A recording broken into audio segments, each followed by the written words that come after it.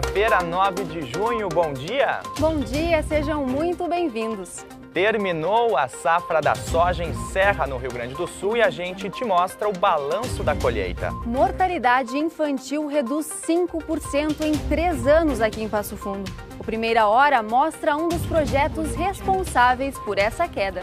Taxa de desemprego atinge a casa dos 10% no país.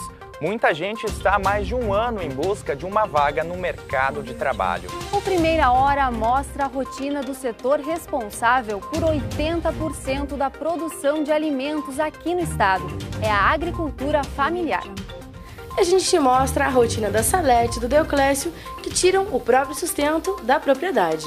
As últimas informações da segurança pública ao vivo da Polícia Civil aqui de Passo Fundo. E a gente atualiza as principais notícias do plantão policial diretamente da delegacia aqui de Passo Fundo. Em 15 segundos, previsão do tempo, agenda cultural e tudo o que você precisa saber para começar o dia. Fique com a gente porque o Despertador da Região Norte está começando. O Primeira Hora está no ar.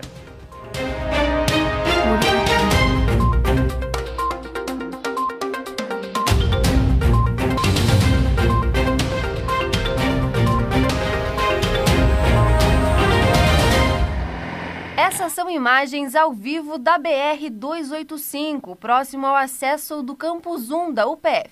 O movimento, por enquanto, é tranquilo. O Primeira Hora sai do trânsito e vai direto para as lavouras do estado. É que a Emater divulgou o balanço da safra da soja que encerrou este mês aqui no Rio Grande do Sul. Com a expectativa de uma super safra, a colheita terminou superando os números de 2015. A repórter Caroline Lopes traz agora os dados atualizados para a gente.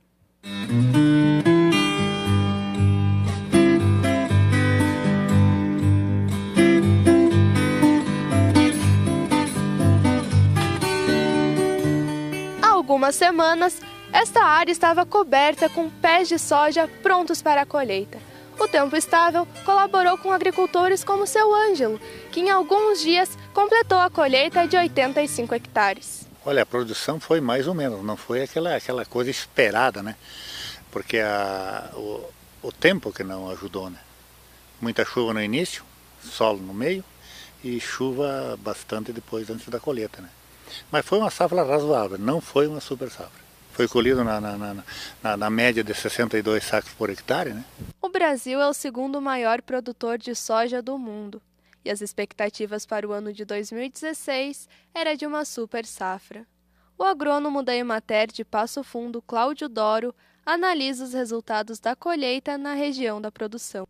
Olha, os resultados foram de acordo com aquilo que nós prevíamos. Porque quando o agricultor pensou em plantar soja, ele já tinha um componente muito importante, que era o fator climático, que dizia que seria favorável, ou seja, nós teríamos chuvas abundantes. E realmente ocorreu.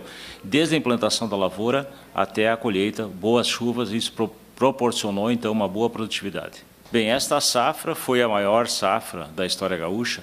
Colhemos em torno de 16 milhões e 340 mil toneladas, superior à do ano passado. Não foi em termos de produtividade. O volume colhido foi o maior. Agora, em termos de produtividade, nós perdemos para o ano passado. Na verdade, o ano passado nós colhemos em torno de 15 milhões e 700 mil toneladas. Esse ano nós colhemos em torno de 500 mil toneladas a mais. E a qualidade do grão colhido foi muito boa. Claro que sempre tem algumas exceções. Na região sul, lá houve excesso de chuva, solo raso, com problemas de alagamento, então os agricultores tiveram dificuldades. Mas, no geral, mais de 95% da soja foi colhida num clima seco e o grão de boa qualidade industrial. Agora, os olhares do seu Ângelo se voltam para a terra, preparando o plantio do próximo grão, o trigo.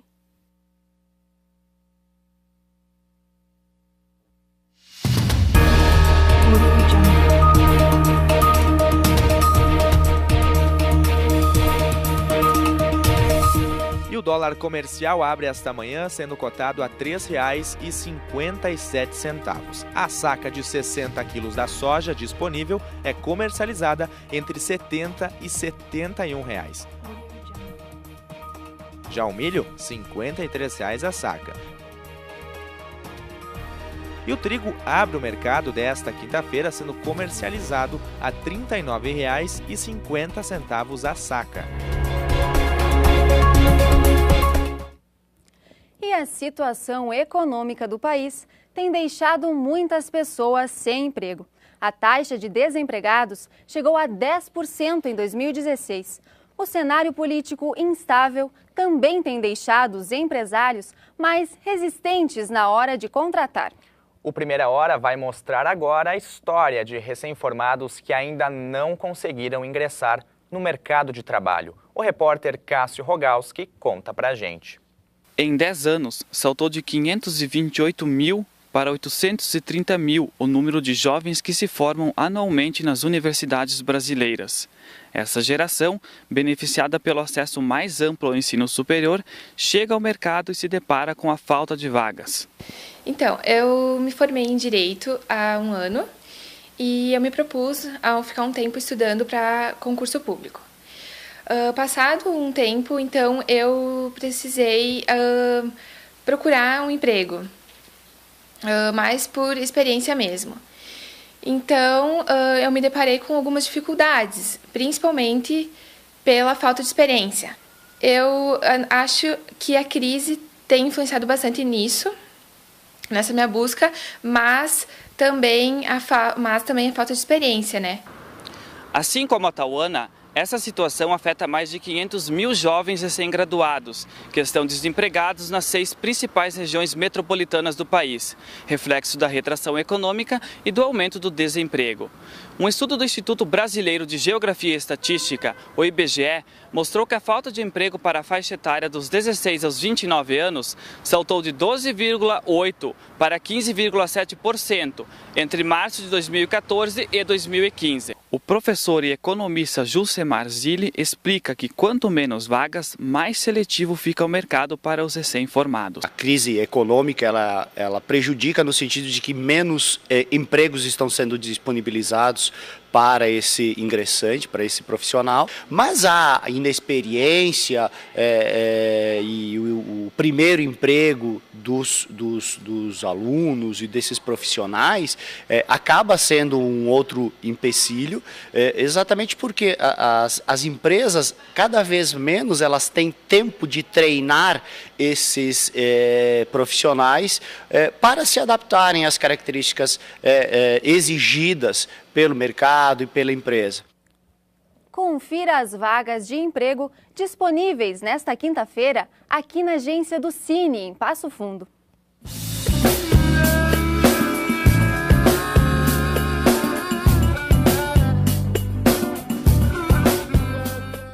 No Cine de Passo Fundo tem vagas para abatedor, auxiliar de limpeza, eletricista, representante comercial, pedreiro, vendedor externo. O telefone do Cine é o 33 17 27 89. Vamos lá fora ver como é que está o tempo? Luiziana, é bom o pessoal se prevenir e levar o guarda-chuva hoje, é isso mesmo? Bom dia! Olá, bom dia Daniel, bom dia Caroline, bom dia para você aí de casa. Nesse momento a temperatura é de 20 graus e hoje a máxima chega aos 32. Para você que está saindo de casa é bom sair prevenido, viu? Porque à tarde vem com um aumento de nuvens e à noite tem pancadas de chuva em pontos isolados. Daqui a pouco eu volto então com a previsão para amanhã e para o final de semana. Com vocês aí no estúdio. Bom, e essas temperaturas são altas para o mês de junho. Isso também é bastante comum aqui na região sul do país. Isso porque um sistema de alta pressão atmosférica permite a entrada de massas de ar quente e seco, impedindo então a formação de nuvens de chuva. Daqui a pouco a Luiziana conta até quando esse veranico vai durar aqui no estado. O Primeira Hora atualiza agora as ocorrências policiais aqui de Passo Fundo. Nós vamos ao vivo para a delegacia da Polícia Civil, de onde fala o repórter Gabriel Nunes. Bom dia, Gabriel. Bom dia, Caroline, bom dia, Daniel, e a todos os telespectadores do Primeira Hora. Então, nós tivemos uma terça-feira e uma quarta movimentados aqui na Delegacia da Polícia Civil de Passo Fundo, porque na terça-feira, por volta das 8h30 da noite, houve um assalto a pedestre no Boqueirão. Um vendedor estava passando por lá quando foi surpreendido por um homem armado com uma faca. O mesmo lhe pediu que o celular do vendedor fosse entregue e, após ser entregue, o assaltante fugiu. E ontem, por volta das 7h40 da noite, aconteceu outro assalto a pedestre. Uma menina estava caminhando quando foi atacada por 2 homens. Um deles colocou uma faca na sua cintura e pediu que o celular fosse entregue. A mesma entregou e, após isso, eles tentaram roubar a sua mochila. Ela segurou a mochila firme e disse que ali só continham materiais da faculdade. Então os homens fugiram apenas com o celular, assustados.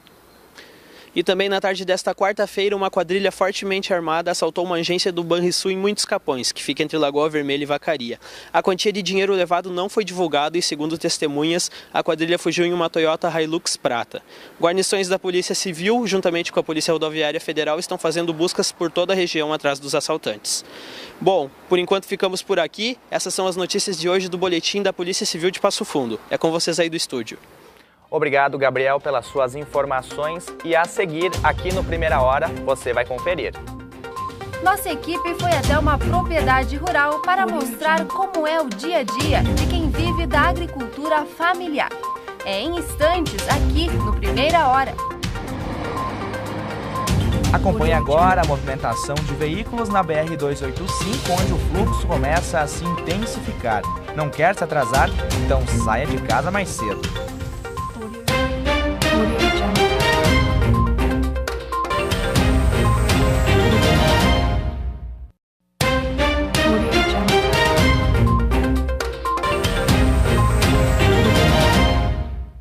O despertador da região norte está de volta. Vamos lá fora ver como é que está o trânsito? A repórter Ana Capelari tem as informações atualizadas ao vivo. Bom dia, Ana! Bom dia, Daniel. Bom dia, Carol. O trânsito aqui no entorno da UPF está tranquilo e ainda não temos pontos de congestionamento. Ao contrário da Avenida Brasil, em frente à Praça Toqueto, onde temos alguns pontos trancados. Se você quiser chegar a tempo na aula, a dica que a gente dá é você vir pela rota da Cidade Nova. Essas são imagens da entrada do campus da UPF, onde o trânsito está tranquilo. É com vocês aí no estúdio. Apesar do estado ser o segundo maior produtor de soja do país, a maior parte dos alimentos vem das pequenas propriedades rurais. Carol, e a nossa equipe foi acompanhar a rotina e as dificuldades de quem produz em casa praticamente tudo o que consome. A reportagem é de Ariane Chimansky. Se do lado de fora a chuva domina o cenário, aqui dentro o fogão a lenha é o centro das atenções. A cena se repete em praticamente todas as 900 propriedades familiares de Barão de Cotegipe, no norte do estado. A agricultora Salete Radaeli, de 60 anos, sabe bem como é essa rotina. A gente tira leite, tem que tratar, a gente dá silagem, daí a gente trata os terneiros que estão amarrados. Tem uns amarrados na soga, daí uns fora, uns no potreiro, daí a gente tem que tratar. Uma que agora não tem muita pastagem ainda na lavoura, né? Daí a gente trata eles assim, abraço na manual, né? Então daí tem mais serviço por isso também, né? Todo esse trabalho gera frutos, ou melhor, produtos. A gente, o que é de miudez, assim, uma batata, mandioca, legumes, verduras. Daí isso a gente, que nem abóbora, moranga. A gente planta de tudo um pouco. Faço bolacha, pão, batemos porco, fizemos salame. Vendemos um pouco de salame também. Vinho, uva, também tem uva. Tem um barreiral de uva, vinho. A agricultura familiar é responsável por 30% do PIB gaúcho. No Brasil, são 5 milhões de famílias que vivem nesse sistema. Deoclésio Radaeli é marido de Salete, tem 62 anos e herdou a propriedade do pai. Os dois dividem as tarefas.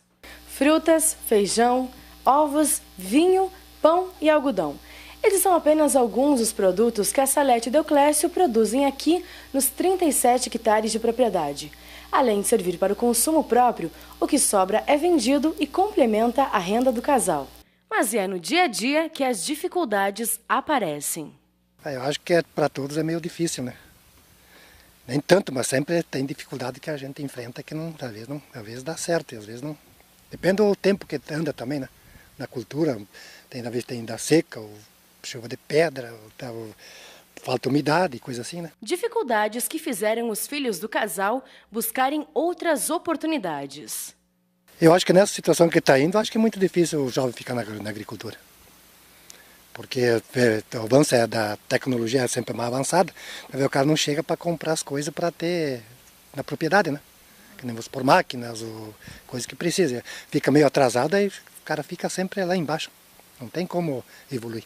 O futuro do setor responsável por quase 80% da produção de alimentos do Rio Grande do Sul é incerto, assim como é incerto o futuro de Neuclécio na atividade.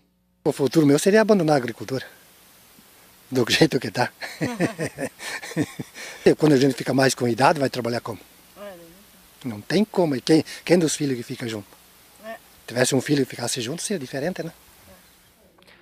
Deoclésio, a gente tem uma notícia que pode animar o senhor e as demais famílias do estado. É que o Ministério do Desenvolvimento Social e Combate à Fome garantiu mais de 880 milhões de reais em investimentos na agricultura familiar até 2019. A medida foi através de um termo de execução descentralizado, publicada no Diário Oficial da União. Agora, uma ótima notícia. A taxa de mortalidade infantil vem caindo aqui em Passo Fundo. Em 3 anos, a redução foi de quase 5%. Um dos projetos que contribuem para essa redução é o acompanhamento pré-natal mais rigoroso. Quem conta melhor essa história é a repórter Daniele Capelari. Gabriel, com apenas 3 meses, agitado, encara a nossa câmera com curiosidade. Marluce é só carinhos com seu filho, que mal sabe ele o tanto que a mãe lutou por sua vida. Os exames deu problema, né? Durante a gravidez, apareceu pressão alta, diabetes, tudo. E o programa me ajudou bastante nisso, porque daí eu tive que fazer muito exame e os exames às vezes não dava tempo de eu fazer para levar na próxima consulta. O programa do qual Marluce fala é o Meu Bebê, Meu Tesouro, iniciativa da Prefeitura, que faz o acompanhamento do pré-natal até o 1º ano do bebê e deixa para as mães um kit com produtos de primeira necessidade. E só em janeiro, o programa já tinha mais de 1.000 cadastros. São programas como este que têm refletido na taxa de mortalidade da cidade, como ressalta a pediatra Giovana Belk. A taxa de mortalidade em Passo Fundo teve uma redução por um conjunto de ações que envolvem uma série de profissionais envolvidos, então, não só com o recém-nascido, mas também com a gestante, né? Desde que o programa foi lançado, houve uma redução da mortalidade. Em 2013, a taxa era de 13%. Já em 2014, foi para 9,6% e fechou no ano passado com 8,6%. O ginecologista obstetra, Antônio Carlos Fole, destaca o papel do acompanhamento na queda da taxa. O pré-natal, que é esse acompanhamento que a gestante vai fazer, desde o momento da concepção até o nascimento do nenê, ele tem uma grande importância, né, porque o profissional que vai fazer o acompanhamento, ele tem essa capacidade, né, de diagnosticar, né, de encontrar lesões, doenças, né, ou alterações no início, sem que a paciente se aperceba. A paciente que tem mais de 5 consultas de pré-natal tem um baixo índice de mortalidade infantil. O acompanhamento oferecido pelo projeto foi e tem sido importante para a Marluce e tantas outras mamães. E o Primeira Hora fala agora de esporte. O repórter Andrei Nardi traz as atualizações do mundo esportivo. Bom dia, Andrei. Bom dia, Daniel. Bom dia, Carol. Você aí de casa. Bem, a 12ª rodada do Campeonato Gaúcho não foi muito favorável para os times da região. O Ipiranga de Erechim foi até Gravataí enfrentar o Cruzeiro e não conseguiu trazer os 3 pontos para casa. Vamos ver então as imagens? Teve pênalti defendido pelo goleiro Marcão, cabeceada de João Paulo, mas no final o Canarinho ficou só no 1-1 com o Cruzeiro. Com isso, o time de Erechim é sexto colocado com 15 pontos. Já o Cruzeiro é 13º e se o campeonato acabasse hoje, o time cairia para a divisão de acesso do Campeonato Gaúcho. Vamos chegar mais pertinho então? No estádio Vermelhão da Serra, o Grêmio atropelou o Passo Fundo. O time de Porto Alegre começou com tudo e marcou logo 4 gols em 25 minutos de jogo. O quinto gol do Grêmio veio aos 15 minutos do segundo tempo. Então você está vendo aí na tela os gols da partida, que terminou 5-1 porque o gremista Henrique Almeida marcou contra. Tá aí então, 5-1 para os tricolores de Porto Alegre. Com esse resultado, o Passo Fundo é 8º colocado com 15 pontos. Por outro lado, o Grêmio é cada vez mais líder com 28 pontos, 3 a mais que o São José, que aparece em segundo. Bem, a 12ª rodada do Gauchão continua hoje com o jogo do Inter contra o Brasil de Pelotas, às 7h30 no estádio Beira-Rio, em Porto Alegre. Vamos então dar uma olhadinha na classificação? Os times em verde são os classificados para as quartas de final. Já os em vermelho, Lajadense, Cruzeiro e Amoré, estão na zona de rebaixamento. Bem, então do esporte era isso. Eu volto amanhã com mais informações do complemento da rodada. Com vocês aí no estúdio, Dani e Carol. Obrigado, Andrei, pelas suas informações. Vamos conferir como fica o tempo neste fim de semana? A Luiziana tem a previsão completa. Vamos conferir então a previsão do tempo para esta sexta-feira e para o final de semana. Amanhã, sexta-feira, a máxima chega aos 30 graus com chuva à tarde e à noite. No sábado não vai ser diferente, a máxima também chega na casa dos 30 graus com pancadas de chuva à tarde e à noite. Isso faz com que a sensação de abafamento aumente. Já no domingo é chuva a qualquer hora. Com vocês aí no estúdio. Obrigado, Luiziana, pelas informações.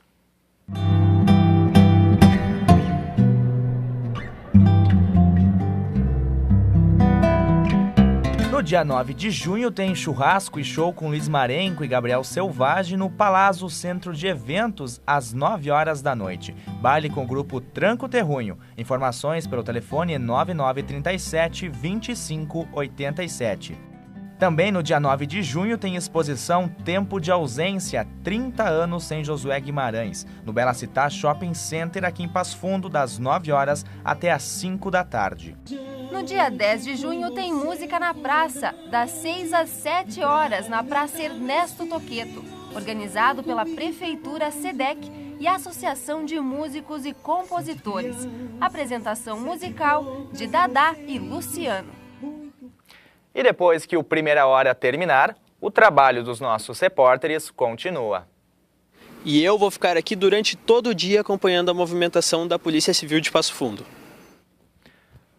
E o Primeira Hora, o despertador da região norte, vai ficando por aqui. Outras informações durante toda a nossa programação. Você pode assistir estas e outras edições em nossa página na internet. A gente encerra o Primeira Hora com imagens do trânsito aqui de Passo Fundo. Muito bom dia. Um bom dia e até amanhã.